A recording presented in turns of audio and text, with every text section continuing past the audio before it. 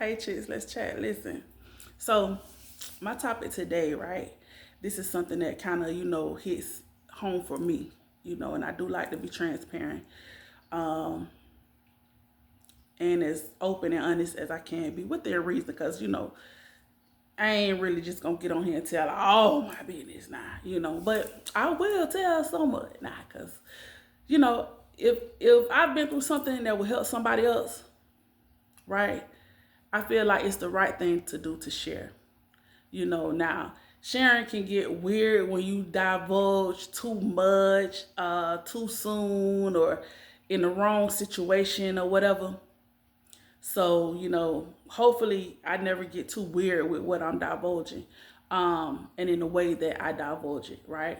Because it really is to, begin a conversation or to, you know, just give some people something to think about. And one thing I'm realizing is that, I get a lot from y'all, when y'all comment and just listening to some of the things that y'all share. Like, I love that, and I didn't have a clue that I would love it so much. So I thank y'all when y'all share and y'all, actually, you know, read the title and then actually listen and watch the video, and then share an intelligent, something. Whether it's just a comment, whether it's your own personal story, something. I love that, and I really like those interactions with y'all. So let me just jump into it, right? So I come from a family that I have two siblings that are females, and I have one sibling that's a male, right? I am the oldest, so I think a lot of times a lot comes with being the oldest. I think you see more. I think you get a lot of times you get a different parent than what your siblings get, depending on the age gap.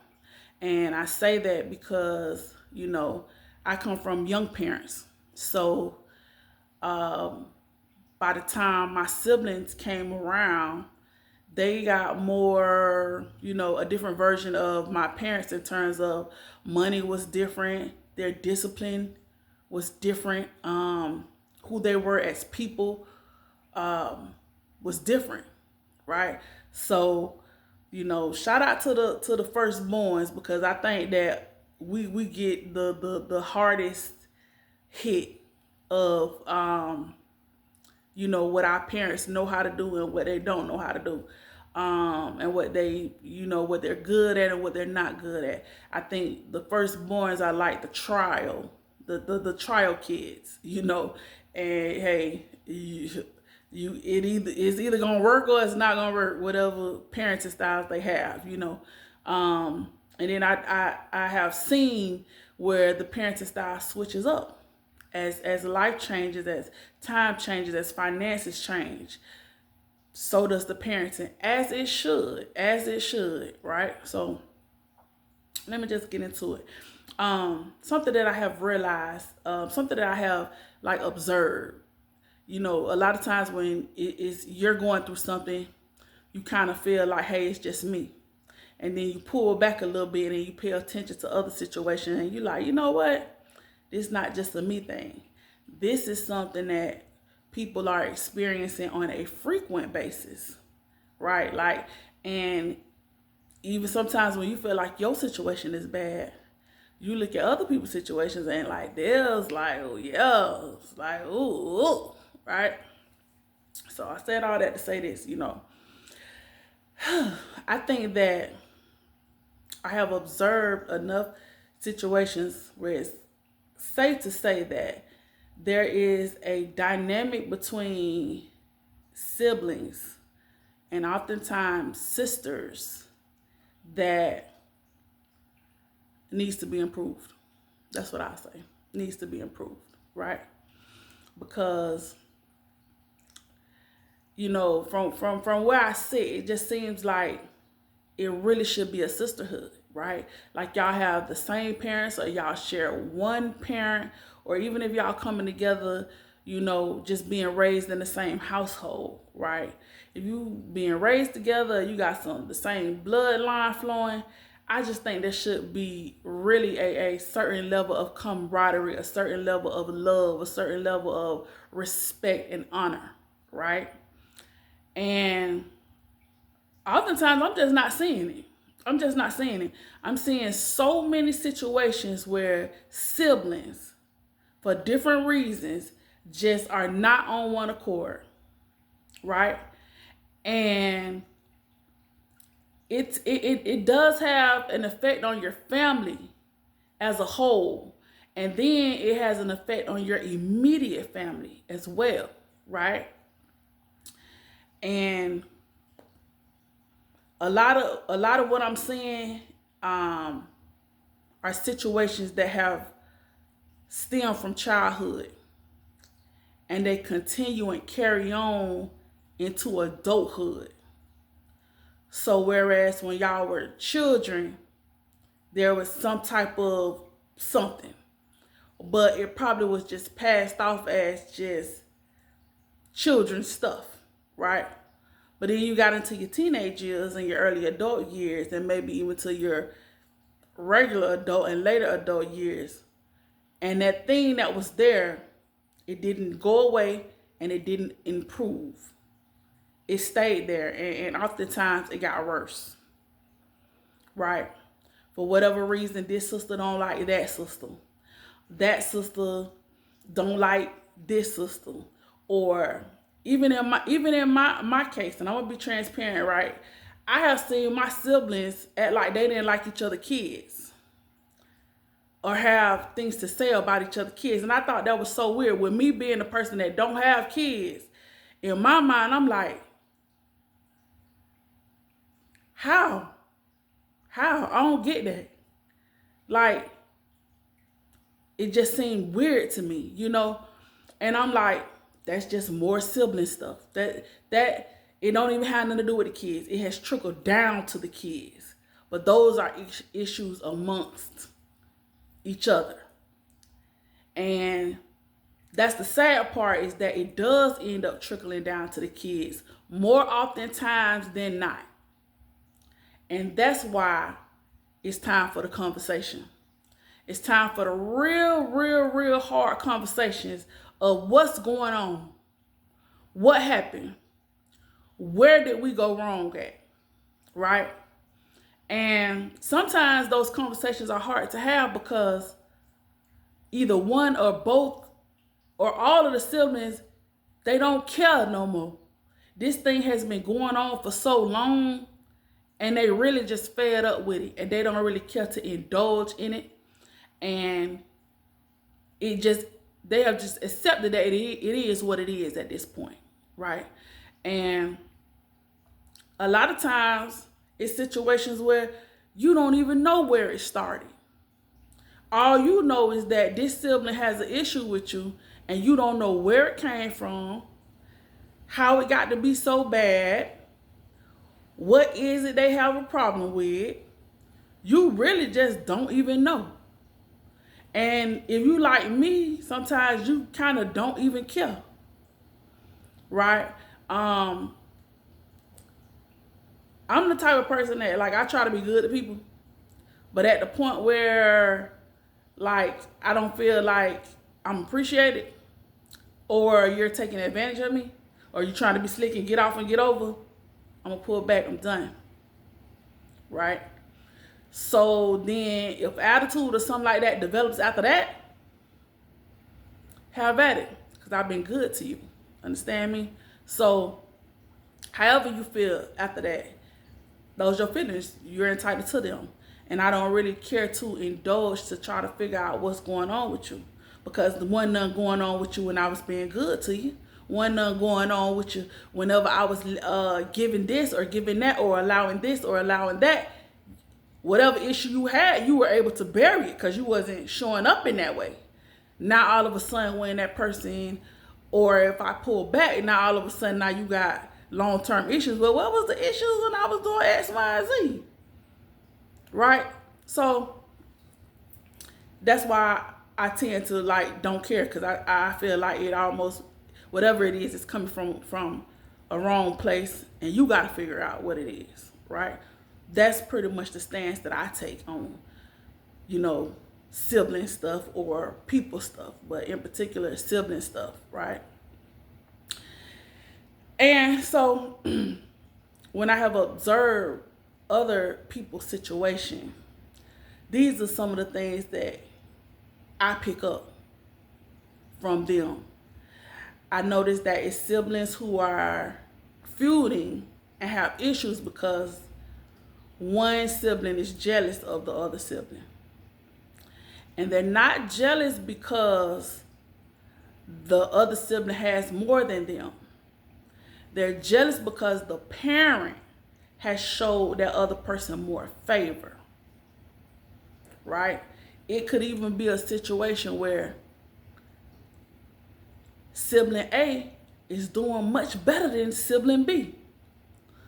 But because sibling A has witnessed sibling B get so much extra treatment and so much where they feel like it was unfair, that sibling B gets so many things and sibling B is treated this way and this, that, or the third is overlooked when sibling B does it. But when sibling A did it, it was called out or it was, cast down and it was frowned upon. But then when sibling B come and do the same as that thing, it's excuses made for sibling B, right?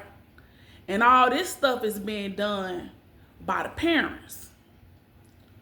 So then that causes a rift between sibling A and sibling B, right? So then sibling B will say, she just jealous of me. And then people will be like, well, why would she be jealous of you? Because she have more going on than you. But sibling B would not and cannot see that they have been favored and they have been treated in a way that seems unfair, right? They don't get it because that treatment was normal for them. But sibling A witnessed and experienced something totally different. So yeah, sibling A feels some kind of way, right? Because they have been treated differently by the parents. By the parents, right? A lot of the sibling issues stem from the parents. And now I don't think that it was the parents' intention to weave a division between their children. No, I don't think that, right? But that's what happened. Between the parents growing, changing, developing, becoming better parents, of course they changed. And of course the way they may treat children changed, especially if there was a huge age gap. Now, they had children right behind each other, where they probably not changing that fast, where the children could notice anything, right? But when it's a larger age gap, and like I say, finances change and situations change, and that person, the fact they could have started out struggling, but then by the time 3-4 years later, by the time the other sibling comes, okay, now they're in a better financial situation, so they're able to do more. So yes, when the other sibling continues to get the green light to go ahead, yes. When you remember when you was getting no all the time, yes, you're going to feel a way about that. Yes. Now, in the parents' mind, hey, we're leveling up. We're doing the best that we can. We're able to do things now that we weren't able to do before. So the parents not even paying attention to the fact that they're doing things different for child B, C, and D than what they did for child A. And child A notices that and feels some kind of way about that. Parents, it may be unknown to the parent. They may not even be paying attention and trying to live their life and provide a life. They may not even be paying attention. Then y'all get to be, teenagers and adults and can't stand each other, and the parent don't have a clue where they went wrong at. What happened? I didn't raise y'all like this. Is how they're thinking.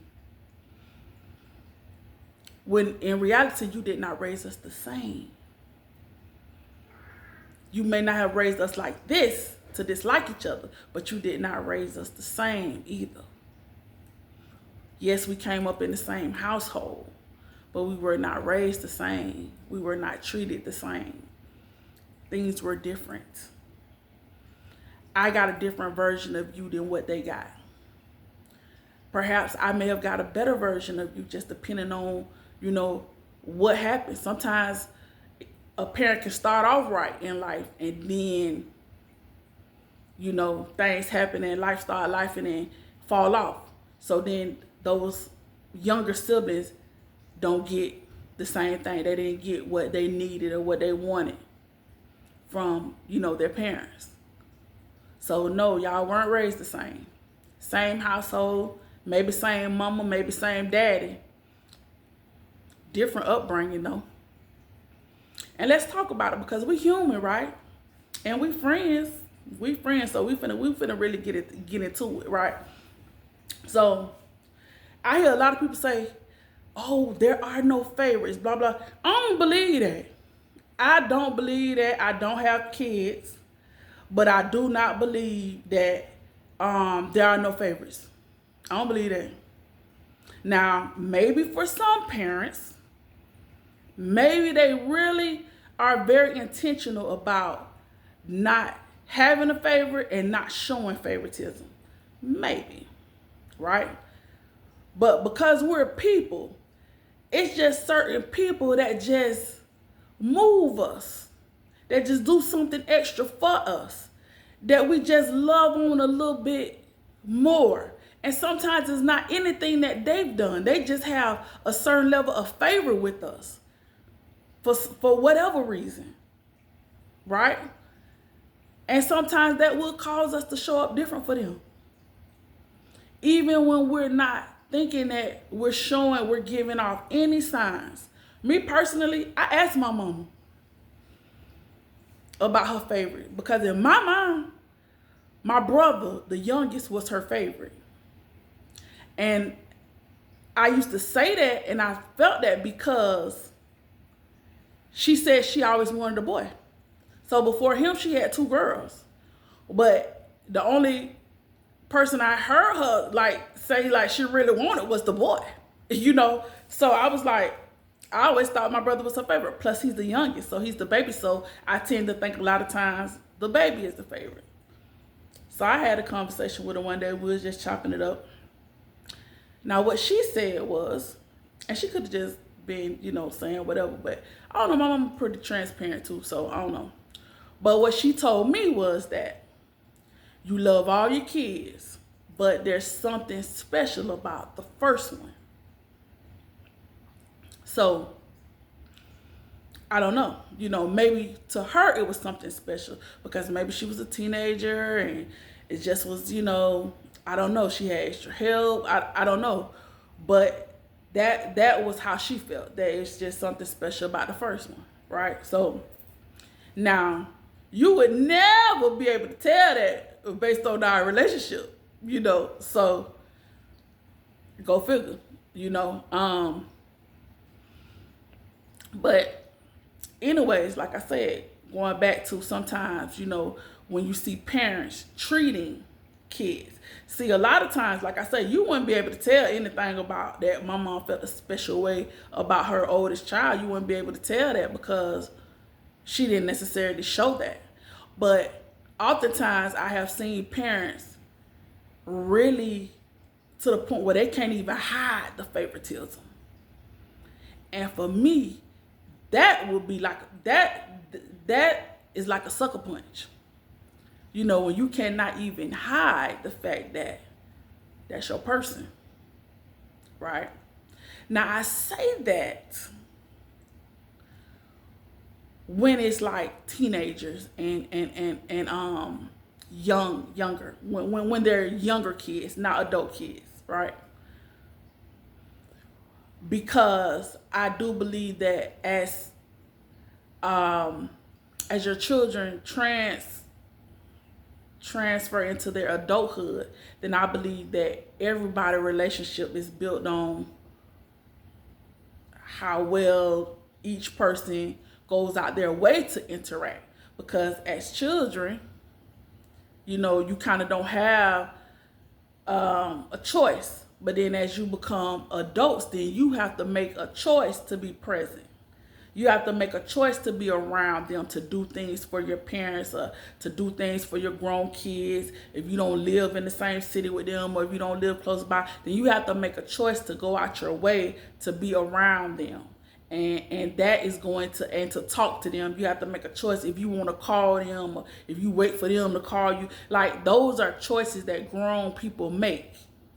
So then the relationships are going to be different, because just because I may call every 5 minutes, you may have another one that don't call until the holidays, So it's going to be different once you get older, right? The relationship's going to be different. They're going to be whatever y'all make them, regardless of the fact that it is, it's your parents or it's your siblings or whoever. The relationship then, once you're an adult, it's going to be whatever you make it to be, whatever both parties, the energy, the actions, and the love or lack thereof that they put into that relationship is going to be what y'all make it. But like I said, whenever, I have seen parents just show so much favoritism to, one kid. You have the dads that they can't, they're so ecstatic that they have a boy child that the girl becomes irrelevant, or the dad that he's so crazy about the daughter that, he just let the little boy be a mama's boy, and don't really take up the time he should with him, because he crazy about his little girl, because his little girl crazy about him, and she ain't nagging like the mama, right? But so yeah, sometimes, it does create a rift when you see that blatant favoritism, and a lot of times, mamas, y'all will favor them sons. Listen to me. Y'all will favor them sons so much that it is ridiculous. Like, y'all will favor sons who ain't even loving on y'all like that. Your daughters, I have seen situations where the daughter goes out her way to love on their mama and to show their mama love. And their mama act like what the daughter doing is nothing. And the son ain't doing nothing. And she crazy about him. The ground he walk on is gold. And she does nothing to tell the daughter how appreciative she is for what she's doing and how she's showing up. But she make all the excuses in the world for that son. Y'all ain't gonna tell me y'all don't know nobody like that, because you're lying. Ask around. Had a conversation, guarantee, bet. Yeah. And it works the other way too. It works the other way too. But a lot of the sibling rivalry arises from things just like that. Because if you thinking that other sibling is not paying attention, you're wrong. If you thinking that, when you slid that child some money just because the other kid don't know about it, they feel it. They could see it. They could see how your eyes light up when you talk to the other kid or talk about the other kid. And the same don't happen when you talk to them or when you talk about them. Like I said, sometimes parents have all the excuses in the world for why this kid ain't showing up. when the kid who is showing up, they're like they can't even see it. Like that's, oh, you supposed to do that. That's I'm your mama, I'm your daddy. Like you're not doing anything special. But the other child ain't doing nothing. Maybe what I'm doing is just honoring you, right? What I supposed to do as a child. But the other kid ain't even honoring you. Right? And I ain't saying throw them out because, hey, they the prodigal son. One day they might honor you. But I'm just saying, like, I'm here. See me too. Acknowledge my presence. Acknowledge what I do well too. Because that joke over there ain't doing nothing good. You hear me? But yeah. So some of it, like I say, is the sibling rivalry sometimes stems from things that the parents are doing, that they may be doing it subconsciously, not trying to create a rift, not trying to be a problem, hoping that their kids would gel and be a family, and they hoping that they raising them to love each other, have each other back, this, that. That's what they hoping to do, but that's not what they're actually doing. And then don't even get into the siblings who, you got siblings outside the house, you got siblings in the house. You may have, maybe the dad ain't even married to nobody, and he just got a few kids here and there. That type of stuff can create even more sibling rivalry. Because then you get into situations where, hey, as grown kids, you running, oh yeah, I seen daddy, yeah, daddy gave me $100 when I seen. You just seen daddy ain't have $5 to give you. In fact, daddy might have was asking for $5 from you. You can't see how that would cause a person to feel just a little bit of a kind of way. You gave her $100, but then when you see me, you ask me for $100. Feel some kind of way about that, right? And I ain't just saying it happens with both parents sometimes, and once that division starts between the siblings, a lot of times it could stay as sibling rivalry when they're younger. But usually it doesn't. Usually it grows, it festers, and then it becomes something like y'all weren't even raised together. Y'all just don't even like each other. Right? And then, to go back to like with the parents, something that I notice parents do that they may not be intending on doing, but it does cause division. You will have one parent that goes to the other child talking about the other ones. So parent A is going to child A talking about child B, C, D, and E. Right? That causes division. It causes division. Especially if parent A is close with child A. Right? Because it's only so many times you're going to be able to tell me that, my sister or my brother is doing you wrong and you my parent, and I don't want to check them.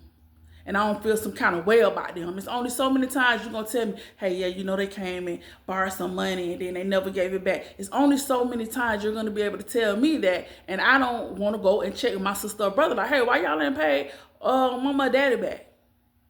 You know what I'm saying? And then they feel like, what you asking me for? It ain't your money. You ain't got nothing to do with it. So now you and them have some issues. All because why? All because you have a parent that is choosing to go to one sibling and have certain discussions about the other siblings, right? that drives a wedge. That can drive a wedge. And I know a lot of times it may just be an innocent thing that a parent is doing, right? Here's the thing. Sometimes it's just innocent. It's just a conversation, right? Nothing ever meant to cause a wedge. But then other times, sometimes I do believe that when parents are single, right, and they're raising children, and they may be having a problem with one of the other kids, and they may not be having those same problems with all of the kids. And because they don't have the second parent in the house to go and vent to, they use those kids to vent. They use the other children that they're not having problems with. They vent to those kids about what is ailing them from the other kids. Again, that's creating division. And that's when, and I done thought about that before, and I said, you know what? That's another reason why why I take two parents, at least two. Because it always should be that parent should be able to go to the other parent and discuss things going on with that kid. Not go to other kids discussing what's going on with those kids. Even when they're adult kids. It still should be that parent is able to go to their significant other, go to that child's other parent and say, hey, this, that, or the third is going on. Why?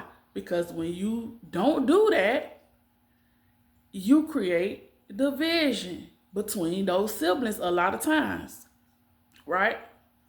And even to the point where it may say, for instance, you may not go and don't have a relationship with your children's significant other, your children's other parent, right?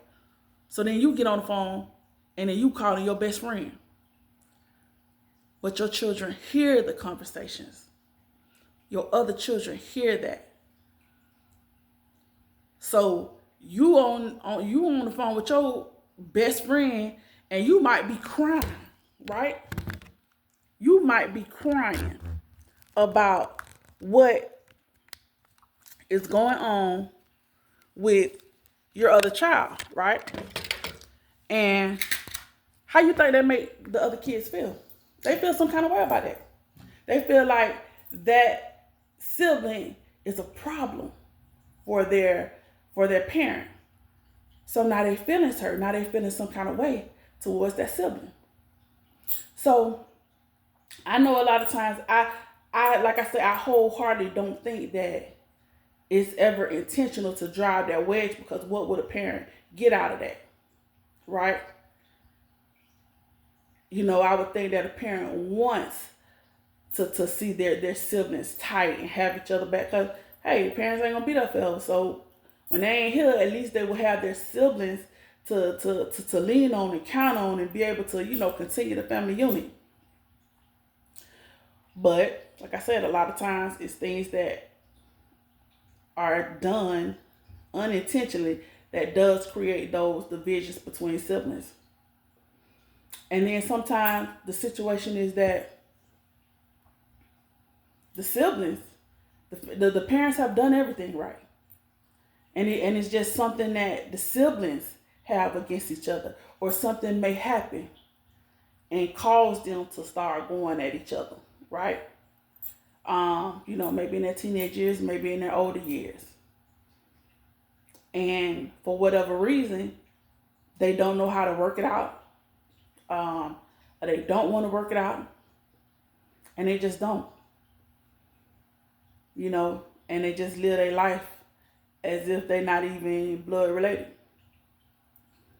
Now, one of the saddest things that I feel like I have experienced this, is when the sibling rivalry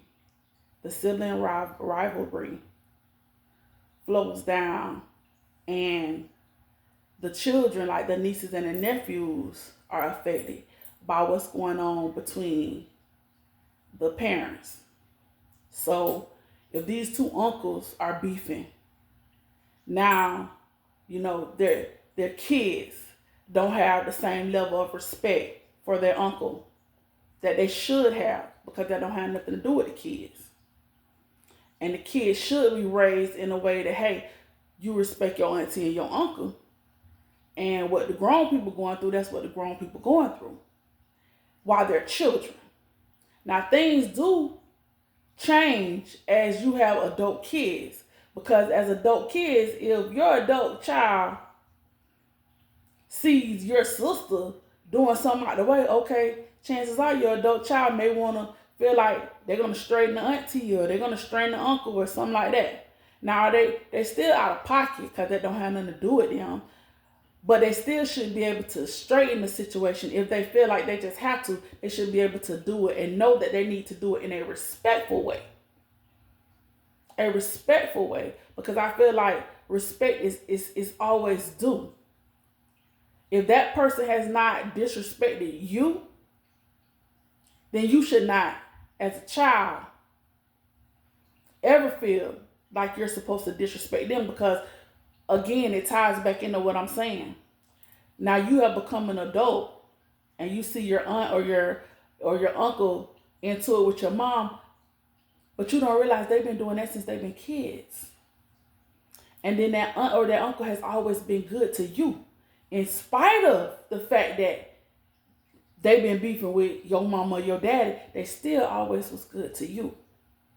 So then it's very disrespectful of you to get grown now and try to check them or be disrespectful or out of pocket with them, even to the point of I done seen kids try to fight their aunties, stuff like that. Now you wrong when you do that, because that person has always been good to you. And if that auntie or uncle didn't do nothing directly to you, then you did wrong for even getting into that, right? And that's sometimes what parents don't always explain that to their children. And they don't always say, hey, you know what? I got a sister, me and her, we've been beefing since we were little girls. But she's a great aunt to y'all. And that has nothing to do with anything that me and her have. Like, parents are not always mature enough to do that. And they don't. So, not only do the siblings have problems, now the kids coming up with the problems too. Kids beefing with their cousins. Why? Because the siblings. Because the siblings, the two uncles or the two aunties or the uncle and the auntie, they beefing. So now you can't even have a good solid relationship with your cousins.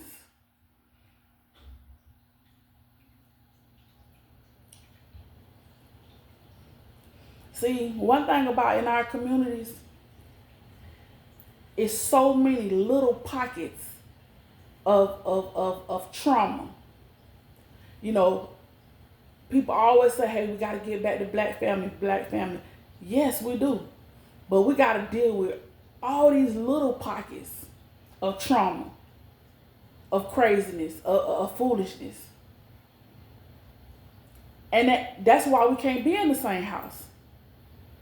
Because we got so many little pockets of trauma, so many things that have never been dealt with, so many things that we sweep under the rug, and we try to act like it's not happening, it didn't happen. Okay, well, as long as when y'all come around, y'all ain't arguing. Well, yeah, they ain't arguing, but they don't talk to each other. And that's not how that should be. It's not how it should be. And I can honestly say, hey, I'm in a situation right now where that's what's going on. As much as I talk, but listen, at the point where I feel like disrespecting me, or you somebody I can't trust or something like that. Listen, I don't have nothing to say really to you. So unless we able to come together and just have a kumbaya and able to go back and track, hey, when did this problem start? And we could get some type of understanding. If we can't do that, then there's nothing for me to say. Because I'm not really into just sweeping stuff and just acting like it's like not nothing. No, we need to go back and address some of these issues to get to the bottom of stuff, right? Because just sweeping over it and acting like it's not there, okay, well, then the next time something jumps off, you still have open wounds. You just put Band-Aids over it. You never went back and really tried to to stitch it up, or to put antibiotics in the wound and really get it to heal. No, you just covered it up and hope that it would, do what it do and eventually get back right. So yeah, that is a big thing in our community, that siblings have a lot of issues with one another that, really need to be addressed at some point, but perhaps may never be addressed. It just depends on the family. It depends on how bad you want to see it fixed. Sometimes it depends on the need. See, a lot of times when a person feel like they don't need you for anything, they don't feel like they need to straighten their face with you, because in this moment they don't need you. Never realizing that you just might need me though at some point in life, because you never know who you're gonna need, right? So I'm gonna end this just by saying, I just encourage y'all, like, hey, if you're having those, if you and your siblings have some type of sibling rivalry that you feel like could be fixed, fix it. If you feel like it can't be fixed, then just don't let it get worse. Know how to act when you're around each other. Know how to at least be cordial. Don't make it worse. Don't, spread venom to the next generations, and it's weird because, I say, like, I came up seeing my aunt and my mom. They never had a good relationship. But I was always crazy about my auntie. And let me tell you something.